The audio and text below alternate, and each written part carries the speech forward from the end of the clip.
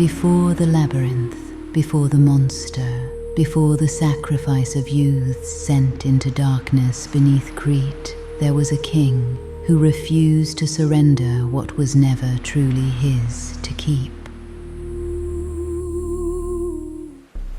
The story begins not with violence, but with a sacred exchange broken. Minos, son of Zeus, king of Crete, stood upon the edge of the sea and asked the gods for legitimacy. And from the depths, Poseidon answered. A magnificent white bull rose from the waters, radiant, sacred, divine. But Minos already belonged to the symbol of the bull, for before his birth, his mother Europa had once stood upon another shore, where Zeus himself appeared not as man, but as a great white bull emerging from the sea.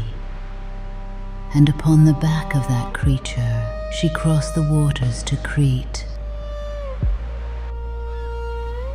In the ancient world, the bull was never merely an animal. It was primordial force, vitality, fertility, the sacred power flowing between gods and kings.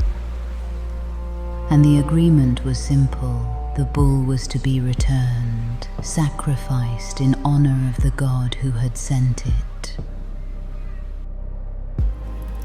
But when Minos beheld the creature, he could not let it go.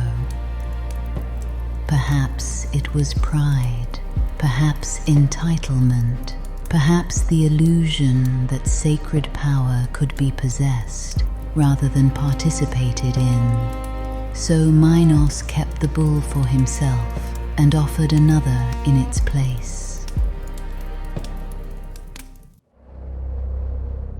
And quietly, beneath the visible structure of things, something fell out of balance, because imbalance in myth rarely arrives all at once. It moves silently at first, beneath consciousness, like pressure building beneath the earth, and eventually, the deeper layers begin to answer.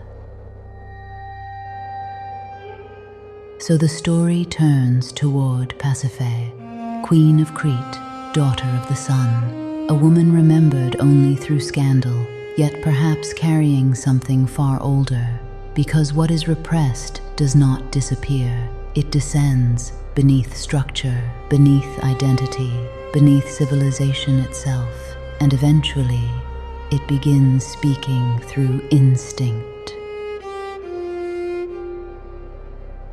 Poseidon's bull was not ordinary. It represented something ancient, untamed vitality, primordial masculine force, nature untouched by civilization, and somehow Pasiphaë became drawn toward it.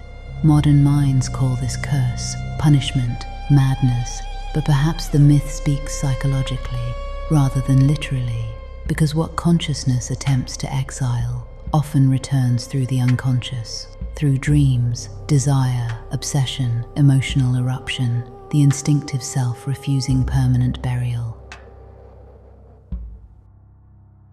And so, beneath the shining palace of Crete, something ancient began to awaken.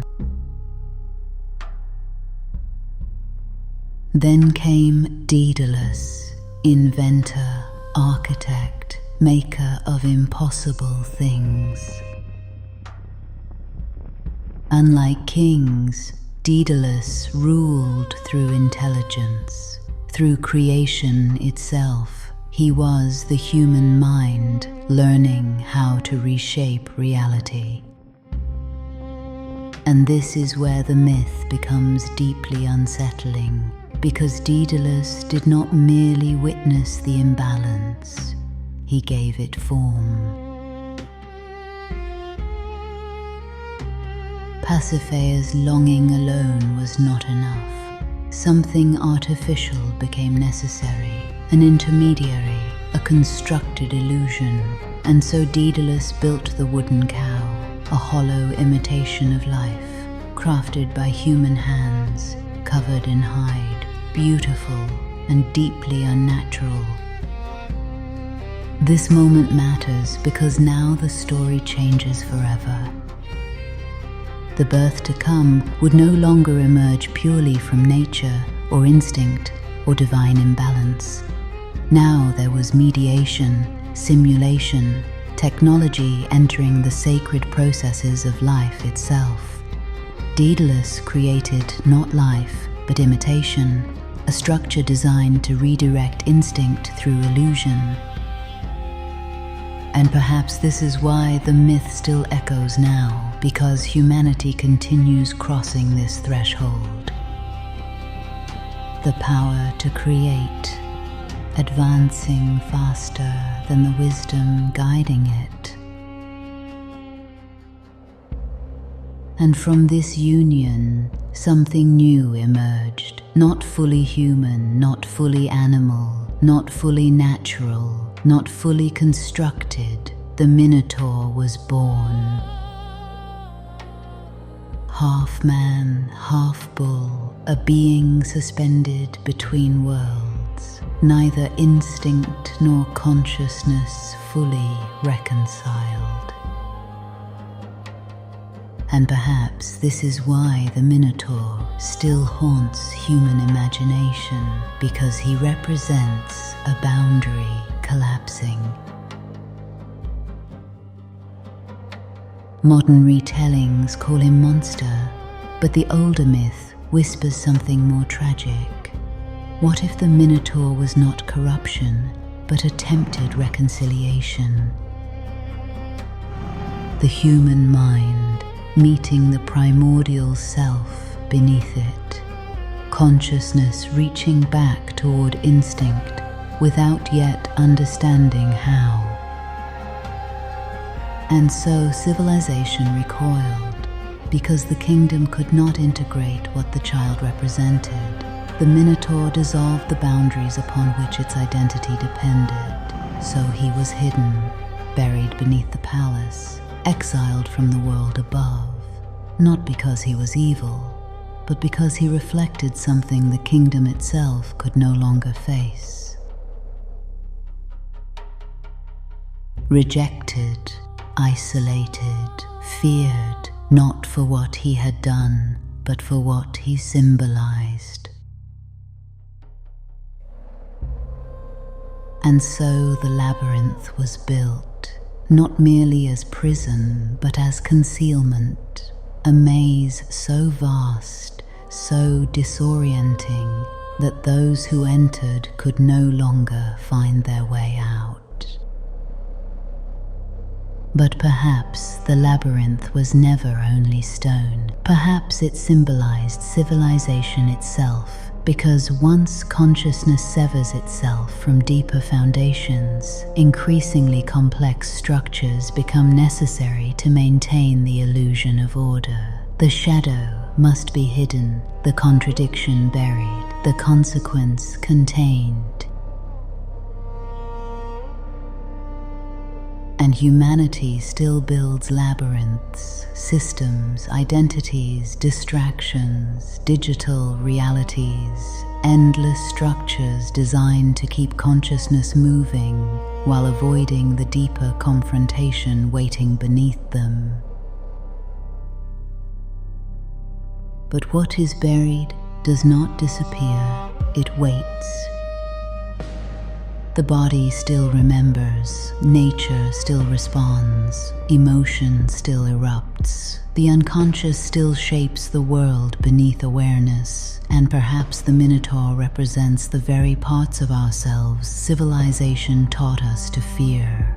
Instinct, vulnerability, grief, embodiment, the primordial self beneath identity. And the more these forces are rejected, the more distorted they become.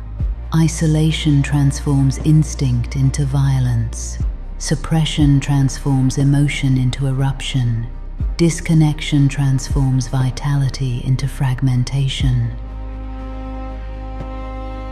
The kingdom called the Minotaur monstrous, But the myth asks a far more uncomfortable question. What if the real tragedy was never the creature hidden within the labyrinth, but the civilization incapable of recognizing itself within him? There are moments when the deeper pattern briefly reveals itself, a dream that refuses explanation, a grief too deep for language, a walk through nature after long isolation, a sudden silence beneath the noise of modern life, where something ancient can still be felt breathing beneath us. And perhaps this was always the deeper journey hidden within the myth, not the destruction of instinct, not the rejection of civilization, but the reconciliation of what was divided, mind and body, consciousness and instinct, humanity and nature, the self and the primordial force beneath it. Because perhaps the deepest parts of ourselves were never meant to be conquered, only consciously brought back into balance.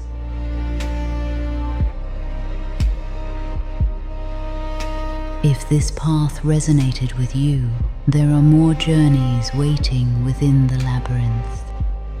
More myths, more symbols, more forgotten realms waiting to be remembered.